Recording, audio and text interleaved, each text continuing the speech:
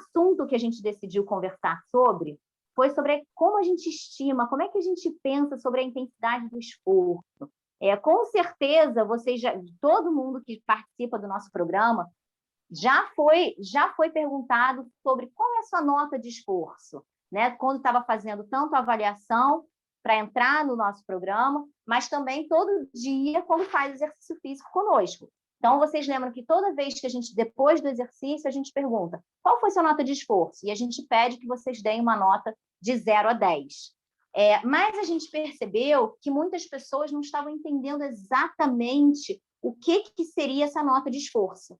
Então, a gente resolveu trazer da onde vem, né? Não é uma coisa aleatória, de 0 a 10, da onde vem essa questão de tentar medir qual é o esforço que vocês fazem durante o exercício.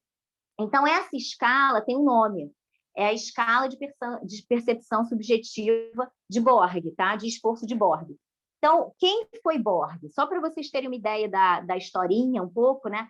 Borg ele era um psicólogo, mas ele também atuava na área da fisiologia, da filosofia, era um grande pesquisador, e ele, inclusive, faleceu agora, no ano passado, foi em fevereiro de 2020, aos 92 anos, mais ou menos, 92, 94 anos. E qual foi o objetivo dele quando ele criou essa escala? O que ele queria saber era como que eu posso tentar medir de forma objetiva a percepção de esforço da pessoa, como eu posso quantificar e comparar com o que de fato eu vejo na fisiologia, com o que de fato eu vejo acontecer quando essa pessoa faz esforço. Então, inicialmente, ele propôs uma escala de 6 a 20, onde cada um desses números correspondiam, na verdade, a um valor de frequência cardíaca que essa pessoa apresentava quando estava fazendo um esforço daquela intensidade. Por exemplo, se uma pessoa desse um valor de 6, ele percebia que a frequência cardíaca daquela pessoa era em torno de 60. Era uma pessoa que não estava fazendo um exercício intenso, na verdade, estava em repouso, sem qualquer esforço. Já a pessoa, quando dava uma nota de 20, ela estava com uma frequência cardíaca em torno de 200, ou seja, era um esforço muito importante, era um esforço máximo. Claro que para a pessoa saber, mas qual a nota de 6 a 20? Como é que eu sei que nota dá? Ele colocou palavras, pequenas expressões ao lado de cada uma dessas notas para a pessoa saber o que corresponderia. É lógico que a pessoa, quando dá a nota, ela não sabe qual é a frequência cardíaca que ela está, não é a partir daí. Ela dá em relação a uma expressão que foi colocada ao lado de cada um desses números, tá? Mas e aí eu vou colocar já para vocês uma escala que é a que a gente usa atualmente.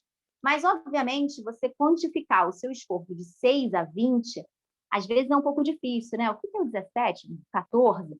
E aí modificou-se essa escala, criou-se uma nova escala, que é a escala de Borg modificada, que aí é de 0 a 10. Ficou um pouco mais fácil das pessoas entenderem o que significa cada um desses números. E aí eu queria compartilhar com vocês, deixa eu só colocar, deixa eu ver se eu... Sim. Tá. Então, essa... Ih, saiu, foi lá para baixo. Espera aí, deixa eu botar lá, aqui. Deixa eu botar novamente. Então, essa é a escala que a gente usa atualmente. Vou tentar aumentar um pouquinho para ver se fica mais fácil de vocês verem. Então, essa é a escala que a gente usa atualmente quando a gente pergunta para vocês. Então, o que significa cada um desses números? Vai de 0 a 10. 0 seria uma percepção que vocês têm em repouso, ou seja, nenhum esforço. E aí ela vai aumentando conforme vocês vão aumentando a intensidade, conforme vocês vão percebendo um maior esforço durante o exercício. Então, 1, por exemplo, é muito fácil, o 2 ainda é fácil, passou para a nota 3 e 4, já começa a ter um grau de dificuldade maior, e aí, a partir de 5, começa a ficar difícil. Obviamente, quando você chega a 9, você já está quase no seu máximo do esforço, e 10 é o máximo que você conseguiria chegar e não consegue passar mais do que isso, tá? Conseguiram ver direitinho, então, essa escala, né? Deixa eu parar aqui um pouquinho de compartilhar. Só um minutinho. Pronto. Bom, então, quando nós perguntamos para vocês A gente pode, inclusive, compartilhar depois essa tabela com vocês, para vocês começarem a se perceber durante o exercício aonde vocês estão. E não só, sempre dou nota 2, vou continuar dando minha nota 2, né? Quando ficar um pouquinho mais difícil, vou dar nota 3. Não é isso. Tenta seguir esse tipo de nota, né? 0, não estou fazendo qualquer tipo de esforço, estou sentado. A partir de 4, 5, eu já estou num esforço mais intenso. 6, 7 é muito cansativo. Então, isso é importante para que a gente possa também observar se a gente tem espaço para aumentar a carga, não tem espaço para aumentar a carga, ou é necessário que a gente aumente a carga porque o exercício está muito leve, tá? Então, é daí que vem essa escala de Borg que a gente sempre pergunta quando a gente pergunta uma nota de 0 a 10, tá bom? Existem outras formas também da gente tentar medir qual é o esforço que vocês estão fazendo. E aí a Cláudia vai falar um pouquinho sobre essas outras formas, tá bom?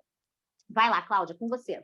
Ok, então, complementando só a questão do Borg, né, a gente observa nesses 27 anos de clínica e mais alguns de fundão, que a escala é extremamente individual, né? Então, tem alguns clientes que gostam de até dar apenas 3 ou 4 números que eles se baseiam se aquilo está mais difícil ou mais fácil, né? Então, quando a gente olha a escala de Borg, a gente sempre tenta olhar em cima da própria pessoa, né? O que ela costuma dar. Se ela sempre costuma dar uma nota 5, que é um esforço teoricamente moderado, e naquele dia ela dá uma nota 4, significa que está ficando mais fácil para ela e está na hora de ajustar, né?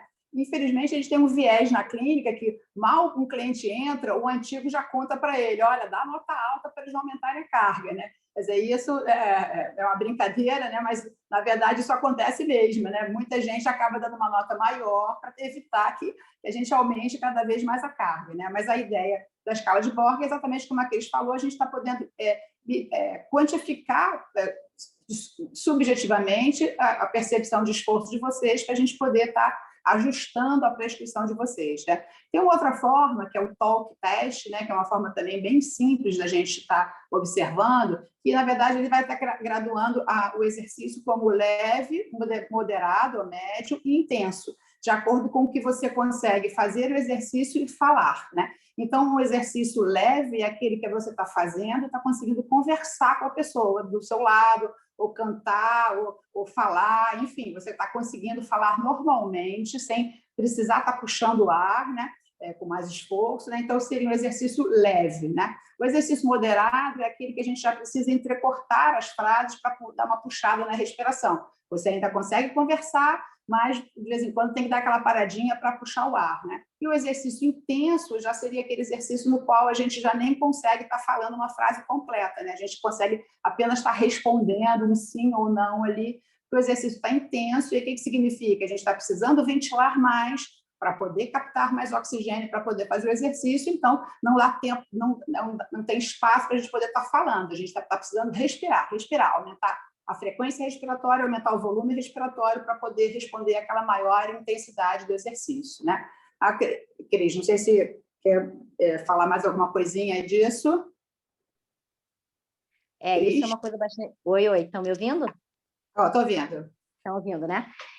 Então a gente usa, é isso que a Cláudia falou mesmo, né? É engraçado como a gente vê as pessoas sempre dando nota 2, nota 2, nota 2, daqui a pouco dá nota 3, e a gente tem que muitas vezes se basear nessa questão. Seria muito interessante, claro, né? Se vocês até resolverem olharam para essa tabela, viram que não é exatamente dessa forma como vocês estão quantificando o esforço de vocês, até avisar para a gente, né? Olha, a partir de agora já entendi melhor como foi a escala, já entendi melhor o que significa de 0 a 10, vou estar mudando a minha forma de dar a nota. Isso seria interessante até para a gente poder, porque imagina que vocês sempre deem 2 ou 3. Daqui a pouco alguém dá a nota 5, sem mudar absolutamente nada, a gente pode pensar, será que agora está muito puxado, a gente vai ter que diminuir. Então, é interessante até que vocês comuniquem isso para a gente, tá?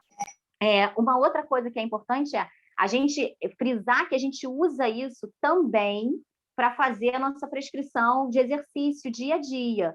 Então, isso é a gente tem outras formas mais sofisticadas, claro, de fazer a prescrição do exercício, e inclusive a gente vai falar um pouco sobre essas outras formas, da onde vem, como que a gente faz a prescrição de cada um de vocês do exercício, até no último bate-papo, que a gente vai falar mais especificamente, né? No último que eu digo, num dos últimos dias, mais especificamente sobre a nossa avaliação, e aí como a partir da avaliação e da nota também que vocês dão na avaliação, a gente vai fazer a prescrição de vocês. Fala, Cláudia. E tal, para tentar fechar um pouquinho esse assunto da percepção, né? Quer dizer, isso é uma forma que a gente tem para estar prescrevendo exercício no dia a dia para vocês.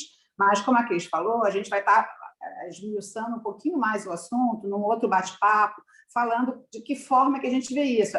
A intensidade do exercício tem relação com a frequência cardíaca, como ela falou, na escala original de Borg, né? Ela tem relação com o consumo de oxigênio que você tem, e ela tem relação com o seu treinamento, né? Então, vocês mesmos podem perceber que começa a fazer um exercício, né? Tipo assim, vinha pouco ativa, comecei a fazer um exercício. Naquele primeiro dia, aquela caminhada, ela é mais cansativa, né? Se a gente for tentar dar uma nota de percepção ou tentar ver através do toque teste, talvez aquele ali seja exercício moderado para você. Conforme você vai insistindo e todo dia fazendo aquela caminhada, em uma semana, em 10 dias, aquela caminhada já não está mais tão puxada como estava, né? Quer dizer, então, a sua nota de percepção já vai estar menor, né? A frequência cardíaca para aquela mesma carga vai estar menor, que é mostrando a adaptação do nosso organismo em relação ao treinamento físico, né? Quer dizer, então, isso é muito importante, a gente está entendendo que a gente vai o corpo vai se acostumando àquele esforço, né? E a gente vai podendo aumentar ele. Agora, a pergunta também fica assim, bom, então eu devo fazer exercício leve, moderado ou forte? Bom, aí depende de cada um, por isso mesmo que vocês estão conosco para fazer um trabalho individualizado. Tem pessoas que precisam fazer apenas um trabalho leve, porque elas têm alguma limitação e não podem fazer um trabalho moderado ou forte com riscos de terem alguma complicação, né? Outros podem fazer já um trabalho moderado ou forte, porque já estão numa melhor condição ou menos complicações clínicas que possam decorrer desse exercício, né? E é importante também a gente falar que é preciso a gente tentar alternar as intensidades do esforço, tanto na mesma sessão quanto durante a semana, né? Quer dizer, então, ter dias que a gente vai fazer um exercício mais intenso, vai cansar mais, tem dias que a gente pode estar fazendo um exercício mais leve, mais só de manutenção, né? E na própria sessão também, como vocês costumam ver, né? Quem participa do programa aeróbico conosco, o trabalho intervalado, né? Quer dizer, que a gente faz um trabalho mais intenso, o outro menos intenso, todo mundo já deve ter visto, né, pessoal na esteira correndo, aquele entre cycles e tal, e são trabalhos intervalados que trabalham com uma intensidade maior, intercalado com intensidades menores, para que a gente suporte e possa estar cada vez aumentando mais nossa condição física.